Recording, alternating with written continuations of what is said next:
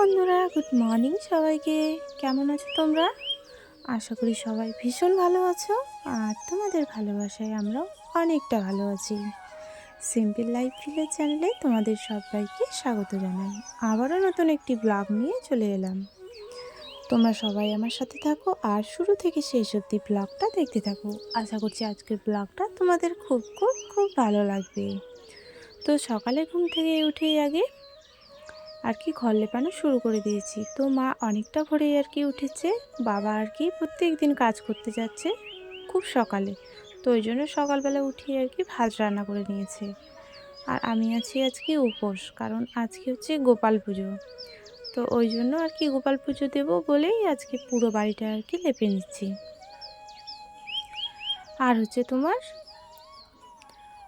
বারটা হচ্ছে আজকে সোমবার, আর এখন বাজে তোমার এই 6:30টার মতো।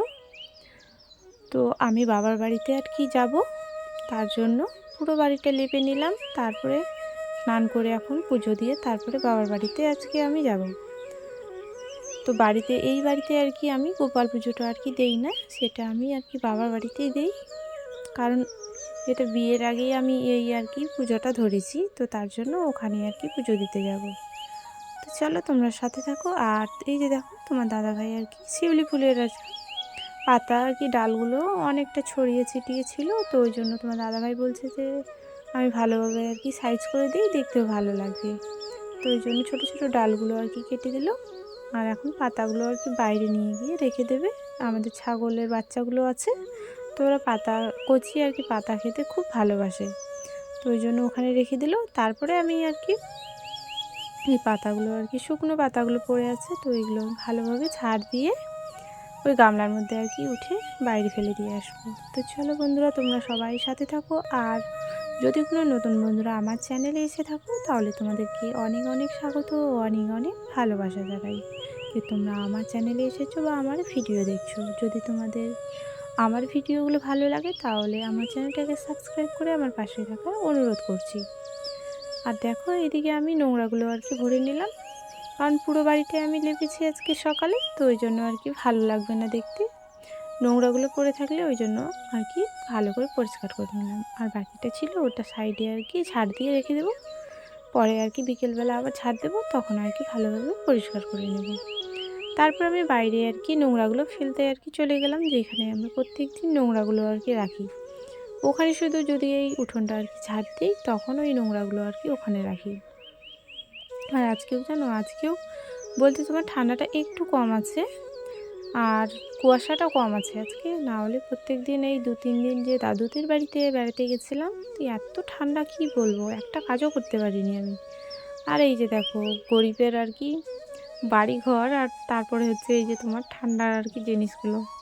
জানো, আমার ওই যে কভারটা ফেটে গেছে, জানো কি বলবো, আর লেপের কভারটা ফেটে গেছে। তো ওটা সেলাই করার সময়ই হয় না। মানে 1 বছর পার হয়ে গেল, তবু সেলাই আর করলামও না, আর করাও হলো না, জানো। তো আমি এই যে এইভাবে কোনো রকম ঝাড় দিয়ে ঘরটা পরিষ্কার করে রাখি। সত্যি গো, গ্রামের মানুষের অনেকটা কাজ থাকে। তো যারা গ্রামের তারা বুঝতে পারবা। আমার এই বিছানাটা না গোছ করার টাইমটাও থাকে না।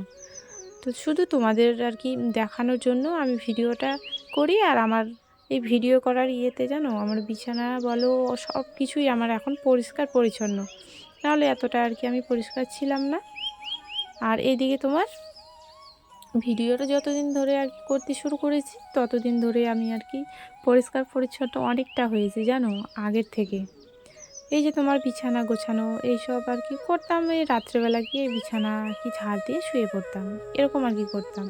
তো এখন তোমাদের দেখানোও হয়, আর আমার বিছানাটাও গোছ হয়ে যায়। তো চলো, এদিকে আমার মেয়ে এগুলো আমরা বেল বলি, কদ বেল। তো এই বেলগুলো আমি দাদু বাড়ি থেকে কিনে নিয়ে এসেছিলাম। তো আমার মেয়ে সকাল সকাল জানো ভাত খেয়ে তারপরে খেতে বসে গেছে। তো দেখো কেমন করে খাচ্ছে, আর কেমন আবার মুখটা করছে। তো ও খাচ্ছে, আমার জিভে একদম জল চলে আসছে। তো আমার তো আজকে খাওয়া হবে না, কারণ যতক্ষণ আমি পুজো না দেব, ততক্ষণ আজকে আমি খেতে পারবো না, কারণ আজকে আমি উপোস আছি। তো এই যে আমি এখন স্নান করছি, আমাকে সাইডে দেখতে পাচ্ছ। তো স্নানটা আমি করার পরে এখানে বাড়িতে আগে পুজো আর কি দিয়ে দিলাম, তারপরে এখন আমি যাব বাবাদের বাড়িতে। তো বাবাদের বাড়িতে তো কেউ নাই, মা আর কি দাদু বাড়িতে থাকে, আর এখানে আমার ভাইয়ের আর কি বউ আছে।